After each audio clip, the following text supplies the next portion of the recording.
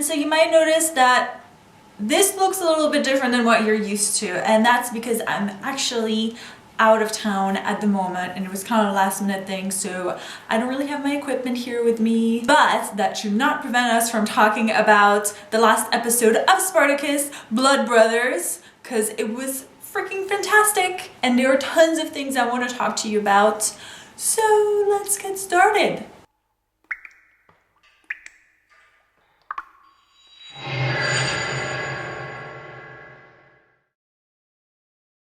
First, I want to thank you guys so much for all the comments you left on my previous review.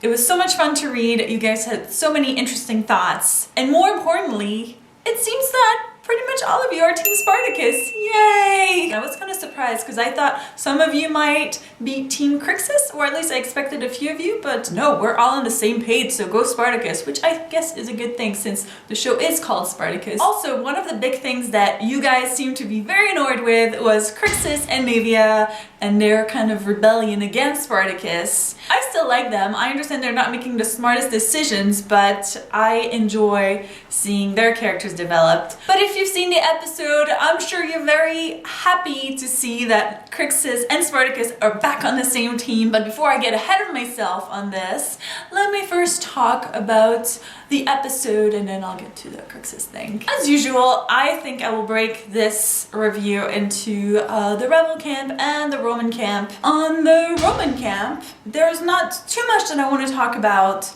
but there are definitely at least one key thing that happened that I have to mention, and I'm sure you know what that is. First is Lyta, who has been freed by Spartacus and tells Crassus about his plan, you know. And of course Crassus is very suspicious, as he should be, and doesn't really take her too seriously. Damn you, Crassus, for being so smart to you! The second thing I want to mention is of course Tiberius, and I hinted at that last episode, and wow.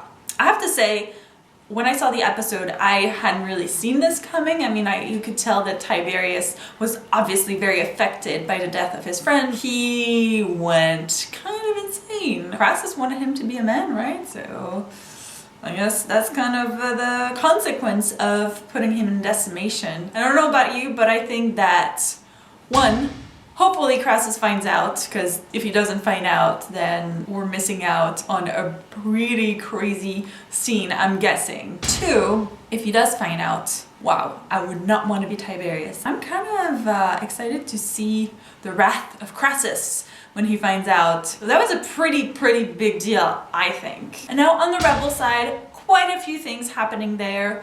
First of all, Spartacus decides to release all the Roman hostages, which I guess is a good thing because otherwise they might not have lasted very long, seeing the tensions in the city. The reason why he did it is not just out of the kindness of his heart, it's because he had a plan.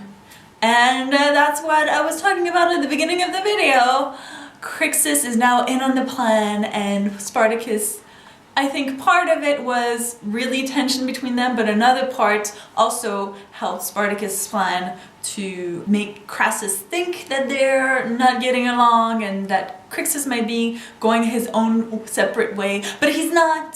And I'm actually really happy about this. Seriously, I think the best part was when Crixus gets there in time to help Spartacus fight off the Romans. And they have this moment between them at the end once they've killed everybody. Spartacus thanking Crixus for being there, and Crixus, you know, telling him how he has done the same too many times to count. Oh, I was like, oh, I had like tears in my eyes. It was like handshake. So good. Yay, they're friends again, or at least they're definitely in it together. That's good because Crixus is one hell of a warrior, and I'm happy still on Spartacus' side. And Navia is kind of a good asset too to have, you know, do not dismiss her. I have to mention, of course, the last scene with Caesar setting the gate on fire so that he can let the other Romans in, pretty much telling Agron, Saxa, and the other guy, now would be the time to run. Holy crap. Did you not like scream at your TV when it just went like to the credit? I was like, oh really? Really? It's, oh, come on. So yeah. Thanks for that.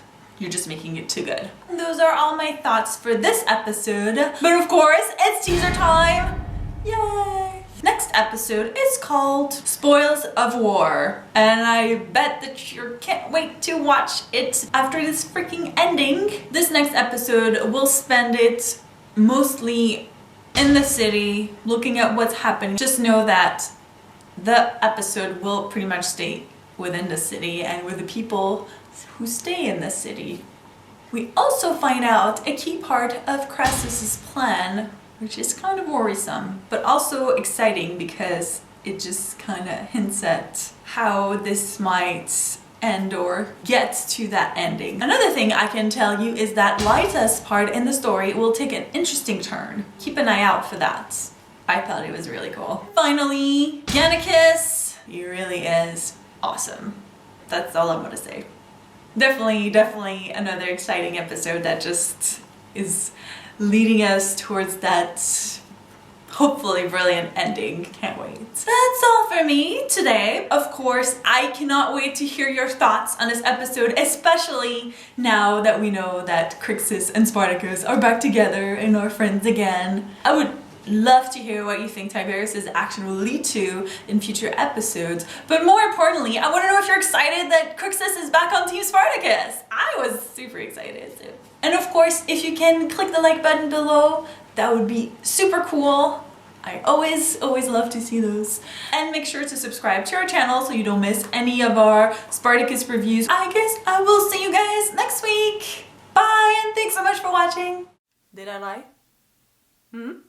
Wasn't it an amazing episode, guys? Holy crap! Holy crap! I need to talk about this.